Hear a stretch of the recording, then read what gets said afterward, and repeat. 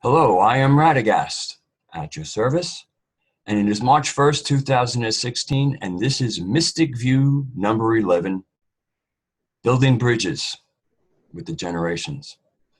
And I'm joined today in conversation by Morgan. Hello, Morgan, would you please say hello? Hello, everyone. I'm so happy to be with you today.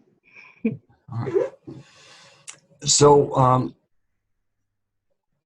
the conversation today is about creating dialogue and coming together with the generations. And by generations, I mean, like, I'm in my 60s, Morgan's in her 20s, and there's another generation in between. And we all grew up with different shaping influences, and that kind of affects who we are. And of course, the country we grew up in has shifted since I was 20. And so these all have impacts. And generally, the generations always have something to say about each other. And very often what the generations have to say about each other is not always complimentary. And I think that that's kind of a one-sided argument because, at least from my perspective, I see a lot I like about the generations. So I really want to open up a dialogue with you, Morgan, regarding kind of like me looking at your group, which I think is called, much to your distaste, the millennials. And then, of course, you looking from your perspective up at us like the old hippies or the baby boom generation. Not all the baby boomers were hippies, but a good portion of them were.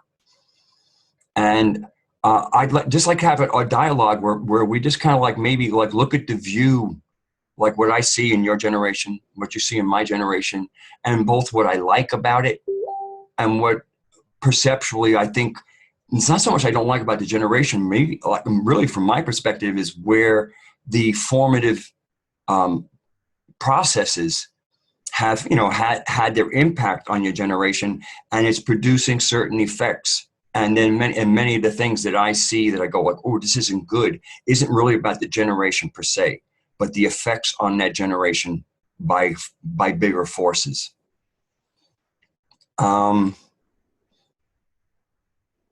Do you have anything? Would you like to say anything before I dig in deeper? I mean, I refer to your group as the millennials, and I know again you say you don't like that. Is there something? What's it about millennials that you find marginalizing? I most of the time when I hear the word millennial being used, it kind of has a negative connotation, referring to we grew up in a very digital age, so it kind of seems to be geared towards that kind of entitled category, or just that we're more interested in our selfies and our social media than really being engaged in issues, So to me, when I hear it, it just kind of has more of a negative connotation, but we are, youth. So it's really,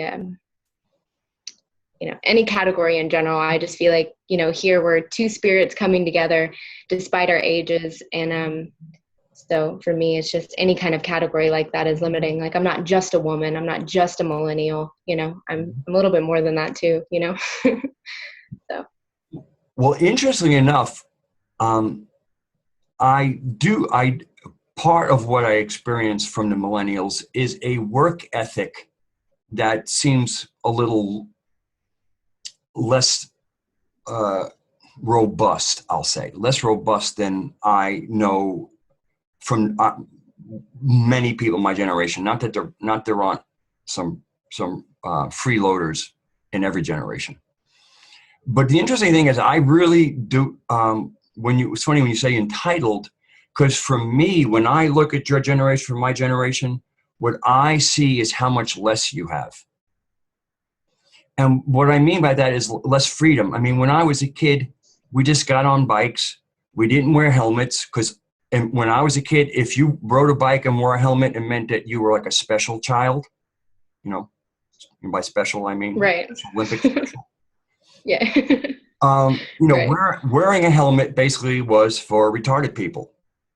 Um, Now it seems like if you don't wear it, it's like, oh, you're throwing your life out the window, and or you're incurring great hazards. Um, the freedom to like use almost any beach, to jump off any bridge into the water, which we did.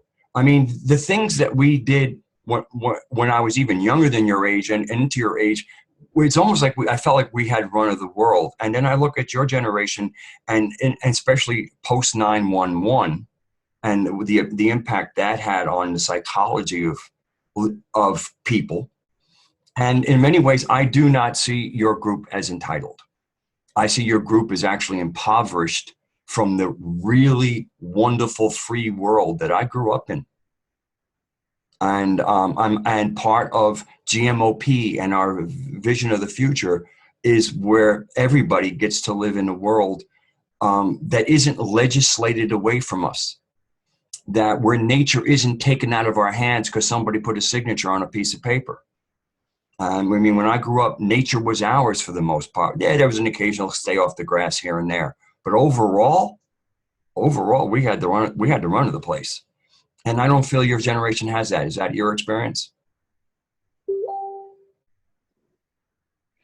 Um, I think on the one hand, I mean, we literally have the summation of human knowledge in the palm of our hand, accessible at any time, on the go, anywhere. I mean, and at least in America, if you have a smartphone, you can learn anything. You can learn any language. You really can learn any skill, some even for free. I mean, there's coding websites and websites for you to learn languages. There's just archives. I mean, I was a Latin student, so there's just, I mean, a mass amount of literature out there in Latin and English, and you can get, and then there's the whole pirating thing, but you have just so much information at your fingertips.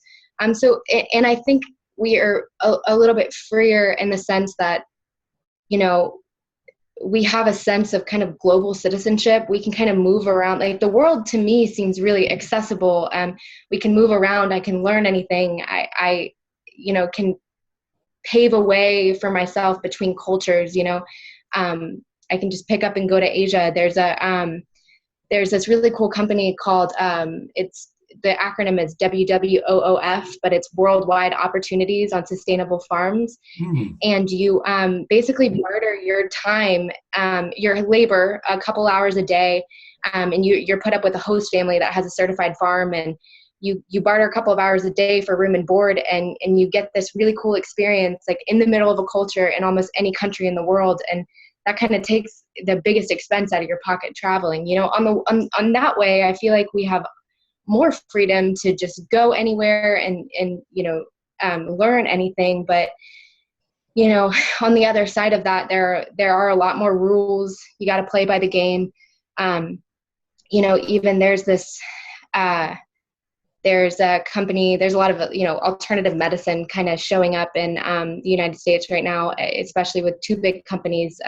They do supplements and essential oils, and I think it's like a really cool way to bring kind of Chinese medicine into your home without having to like go in your backyard and grow the herbs, and which is cool, but some people don't have time for that.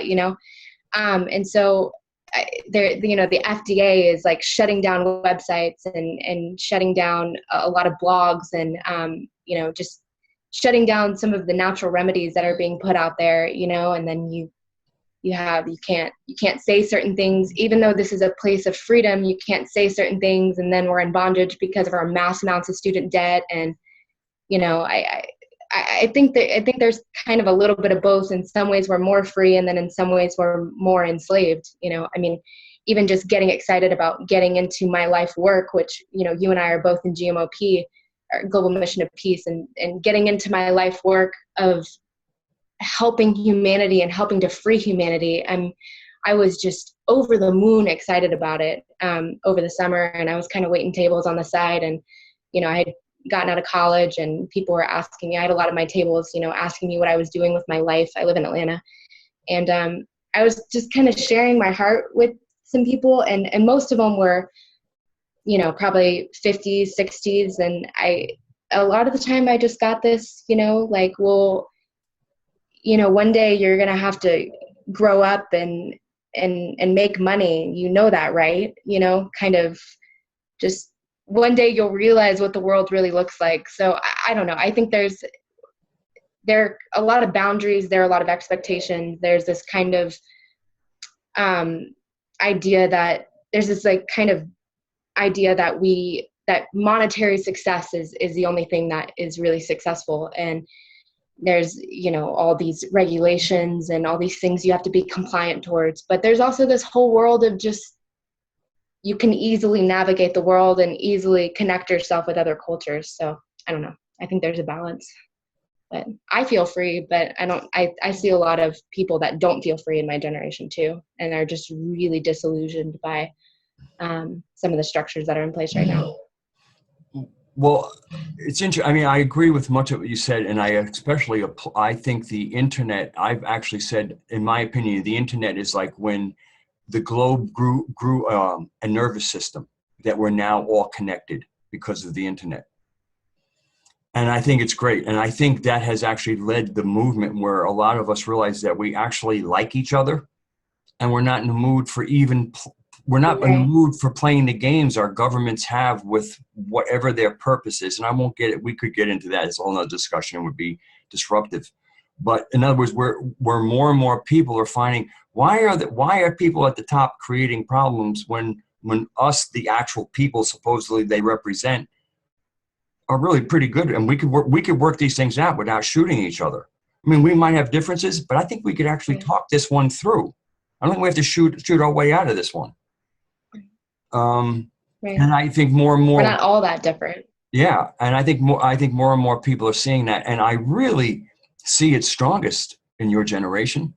And that's, to me, that's something. When I look at your generation coming up, I'm going, oh boy, these people are ripe. These people are, I mean, because us people who have shifted in looking for the new world and looking who we partner with, in many ways, I look at your generation as one of the best partners to do things with.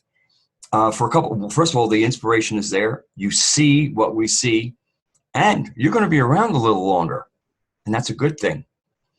Especially, you know, with the concept of generations. I mean, many people might be familiar with the Native American concept of thinking ahead for 7 generations. I mean, right now we live in a world that thinks ahead to the next quarter, 3 months at a time. That's their idea of the future, 3 months, because that's how finance is recorded. And we've moved into such a financial model of everything that there is no long view of anything, because we don't know what that quarter, you know, the only thing we care about is the next quarter. And that philosophy that's been driving the world, we are now falling apart. I mean, the world, that system has busted the world, and it's only a few threads that are holding things together, in my opinion.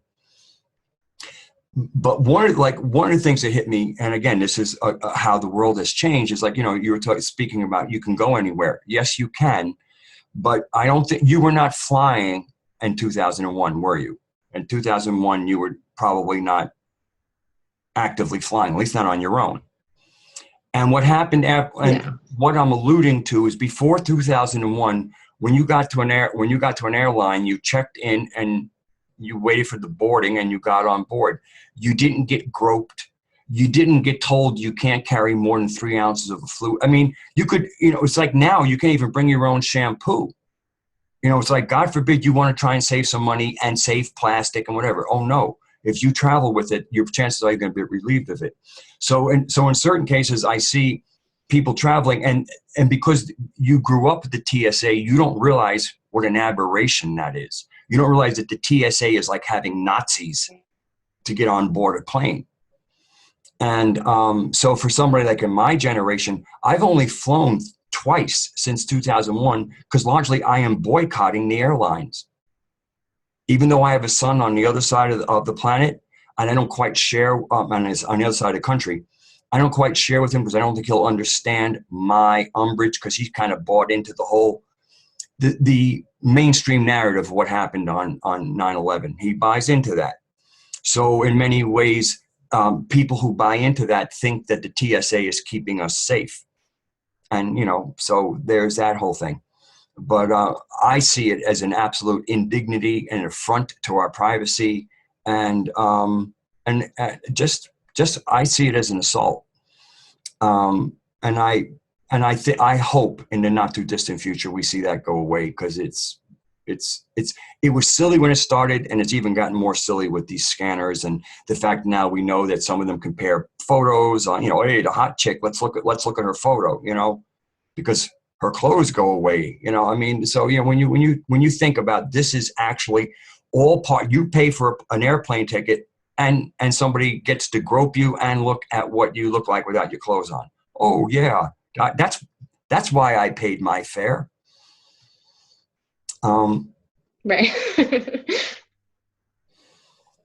So now, how about you, Ms. Millennial?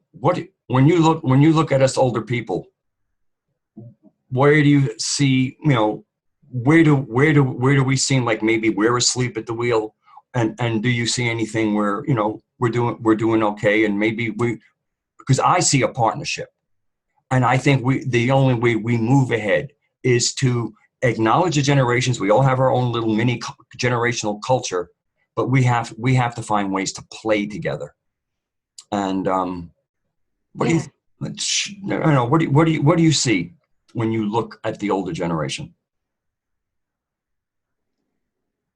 Not that you can be so easily broken up into two categories, but just in broad strokes, to me, there's this one category where, like, much like we're having right here, that I have with my father, or I have with both my parents, really, even my grandfather, that I have so much to learn from you, but, I feel this kind of respect, and a respect to be able to speak my opinion, because I get this energy that you feel like you have something to learn from me as well. So it's this kind of mutual partnership and mutual respect, where we both give each other the time of day, and the dignity to be able to, share our hearts and our minds.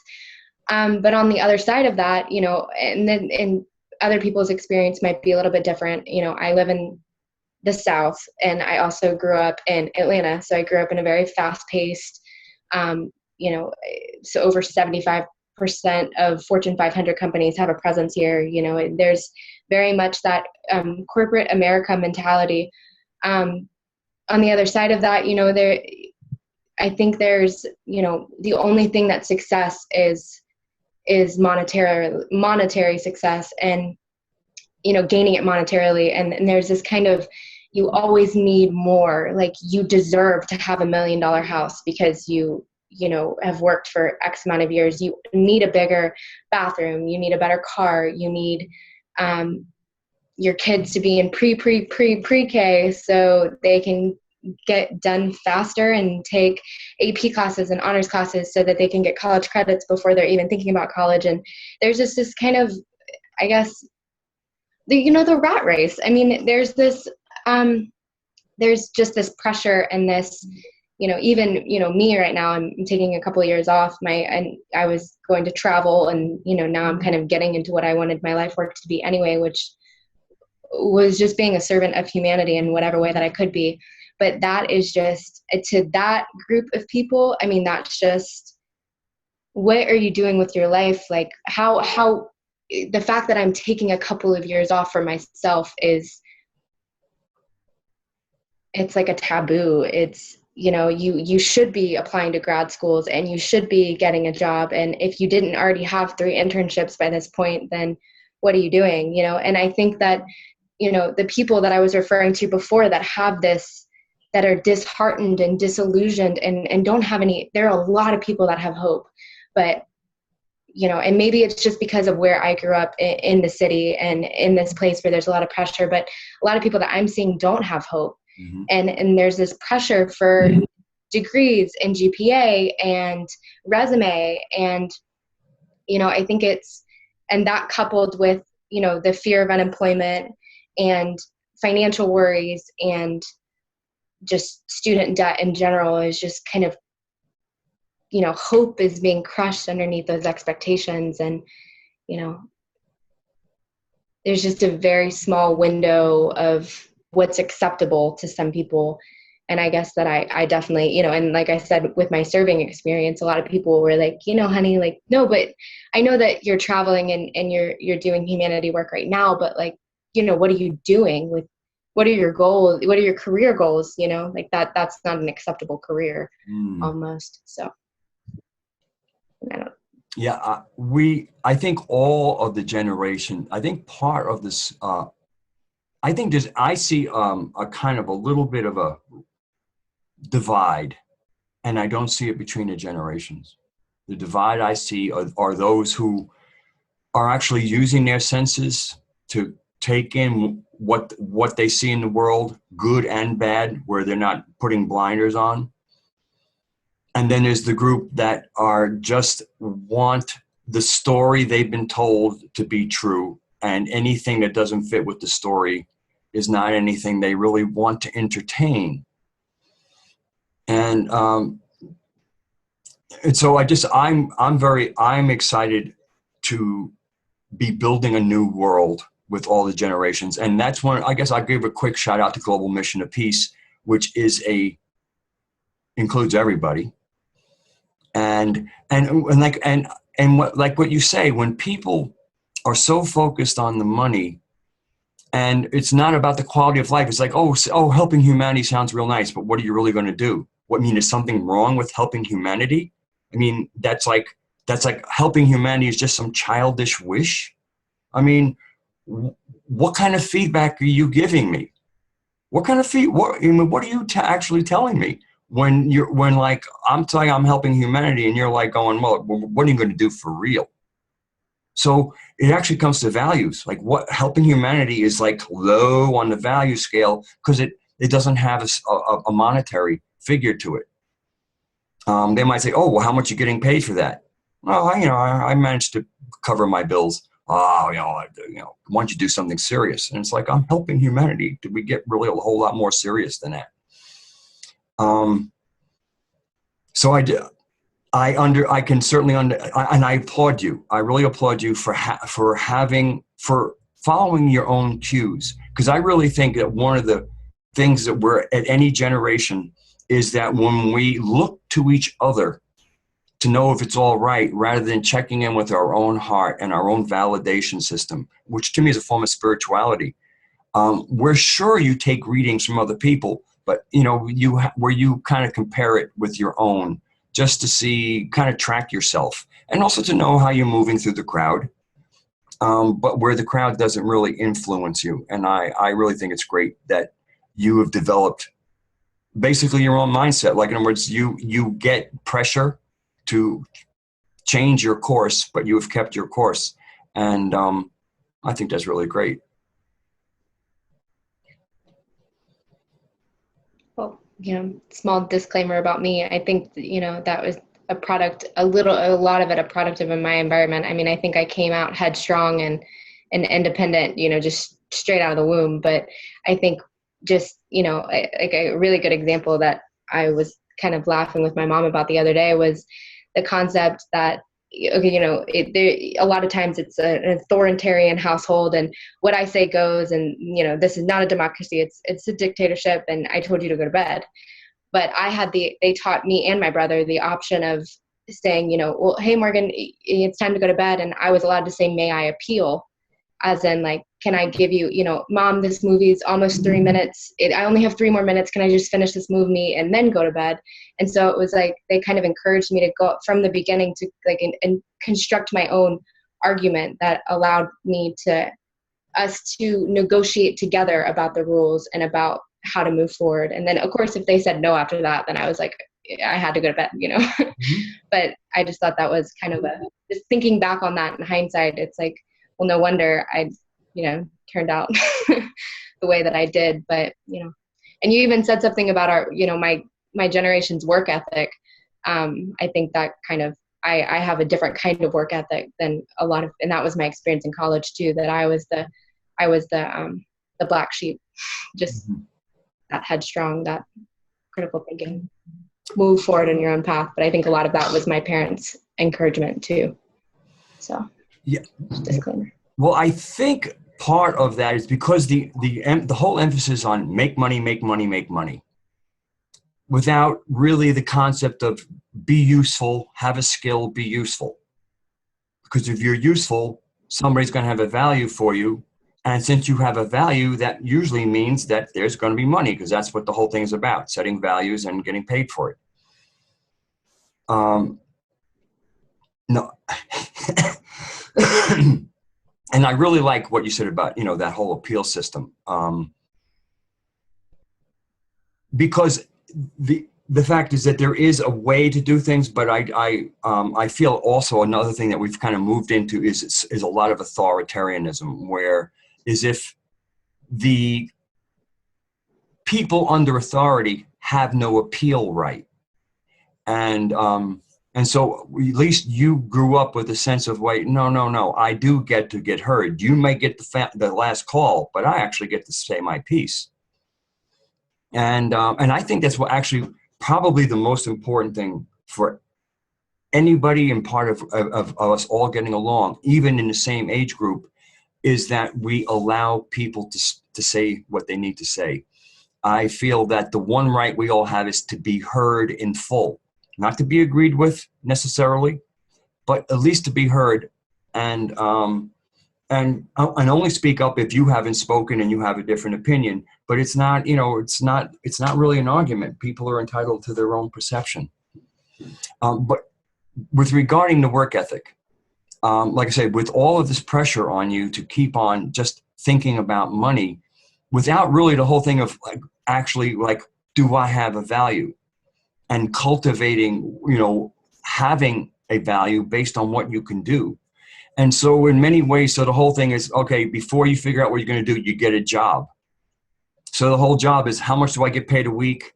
How long do I have to be here? And then showing up. But performance while showing up isn't really part of the consideration. And how empowering that can be, and how any position you hold gives you a clue about self-management, management, others, how, the most basic job can actually be a life learning skill if you go into it with integrity and say, how do I be the best at this? Whatever it is, how do I be the best? How do I make these other people really value me? And the way to get valued is to perform well. If you're part of a team, do everything that we expected of you, and maybe even try to think more, not to make them happy, because you actually are looking to dig into yourself and express yourself in a good form. So you can go, damn, I did a good job. Yeah, all right, that was good. But that brings us to interconnectivity. And I really believe that the generation that has basically had some form of communication device in their hand since pre-puberty, that I really feel that this hyper connectivity has been an unfortunate distraction for the generation. But I see that in my own generation, not as much, but I still see phone hypnosis, and to me, that's part of what I think a lot of us are reaching for around the world. We're all kind of waking up that we love the internet, but we're spending too much time there. That no matter how well we're getting along, we can't even build a fire on the internet and sit at it together. I mean, to do something as simple as build a fire and sit there and talk and tell each other a story is not something you do on the internet. It's something you do in person. And so I think more and more of us are realizing that now we're all connected. Now we need to start getting together. And of course, that's that's my experience with Global Mission to Peace, and I think that's your experience of Global Mission to Peace, is that especially now that we've been around for a year, we've had our 2 major gatherings, another gathering coming up, and what the beauty of it is, and why these are working, and people are driving thousands of miles, or 1,000 miles at least, to come to something, is because they want to be with people who are thinking alike. If you really like somebody, you can't hug them over the internet. I mean, you can write hugs, put in parentheses, whatever you do, hugs, whatever. But I mean, to actually grab somebody and give them a hug, that's really great. And so to me, that's what I see common across all the generations of the people who really want the world to become a better place. We realize that we have work to do, and that work, a lot of that work is actually shoulder to shoulder.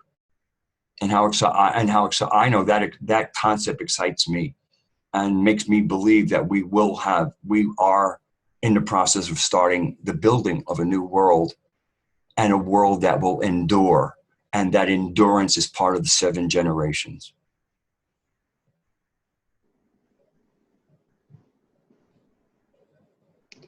Yeah, I think it's one thing to say that we're kind of, weaving, we've been talking about the earth about to go through all these changes, or is going through these changes vibrationally. But I think it's one thing to say that we're kind of weaving, like a symphony of higher harmonic frequencies into the earth. But it's really another thing to see the really incredible manifestation of those.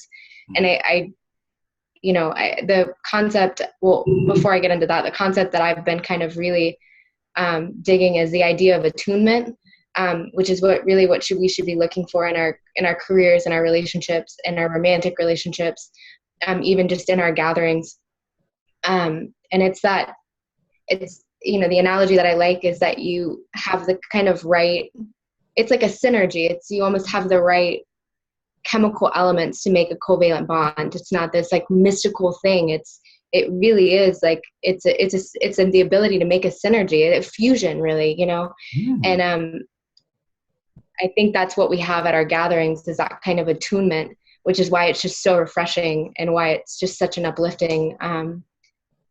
It's always so uplifting every time we're together. But I think to see those vibrations even playing out, people that are attuned coming together in global meditations and in world prayers and things like that. I just think it's really cool, and sometimes hundreds of thousands of people, sometimes millions of people. And it's not about age or experience or resume. It's about just coming together and with a global intention of, sometimes even for specific reasons in specific places, like, James Twyman had his in Syria, but just to all kind of, come together. We kind of have like, everybody is ready to mobilize their creative energy towards, like, in a crisis, towards a better result. And, I think that's just really cool.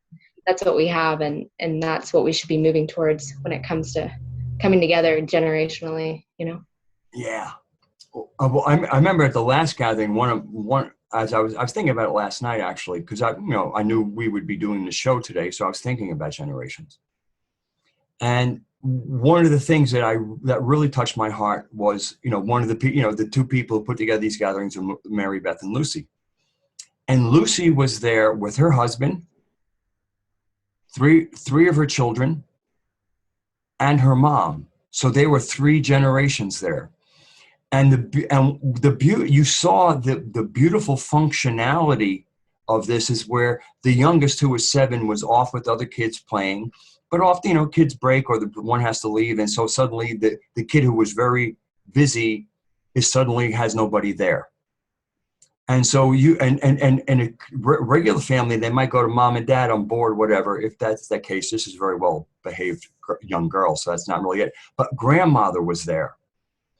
And where mom and dad are, more of, and also grandmother only speaks Spanish, where, we were having an English speaking gathering. But it was just so beautiful because because all the 3 generations were there, the parents were free to move. The grandmother was there holding the family unit together. Not that there was a lot of work to do, but she was there. She was that comfort zone. The kids could always go to her if mom and dad were busy. And when you just see the functionality and to me, the advanced capability of being in the world in a better functioning manner, when you have that kind of extended family and everybody's happy to be there. Nobody dragged anybody. Grandma wasn't dragged along with the kids. Grandma wanted to be there, and everybody wanted, the kids wanted to be there. And you just, when people are doing things out of love, it's amazing how things just fit together, because you see the divine guidance, in my opinion. Well, Morgan, we've now done a half an hour, and I think we could probably call this a little bit of a show. I just want to call attention to that. On March 22nd, we are going to be launching GMOP TV. It'll be a YouTube channel, so it'll be GMOP TV on YouTube. And we're going to start off humbly, but we're going to have different shows. Mystic View will be moving from ModWiz 125 to Global Mission of Peace TV. I have upwards of 700 subscribers. I invite you to please come over there, because if you've been watching what I'm doing, I'm going to be continuing much of what I'm doing, but having a more guests, more interactivity, and pretty soon some pretty nice graphics too. Where GMOP TV is going to be something new and special, and we're really looking forward to it. Morgan is one of the anchors for one of our shows that we won't name yet, but she is going to be a regular on GMOP TV. So if I just thought I'm just a little light promotion for my subscribers. I understand I'm only speaking to my subscribers, and I just want to let them know that I have about 3 weeks left on ModWiz 125. I'm not going to necessarily die, and I might, after they go up another place, I might go there, but I don't know. I think the GMOP TV move might be a permanent move. So I just want to put that out to you. So when it happens on March 22nd, and that's the other thing, we're telling you it's March 22nd, that's when it will happen. You could start looking for us there. I will have some links in the coming weeks when we get close. So I'd like to thank you, Morgan. Of course, I'd like to ask if you'd like to kind of say anything in closing before I say goodbye.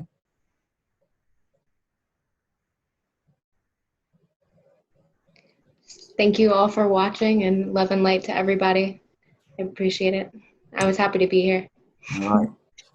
And if I had to pick one phrase that really sums up what Global Mission of Peace is about, it's love for all and hatred for none. And I'd like to thank you for being here for Mystic View number 11. God bless. Goodbye.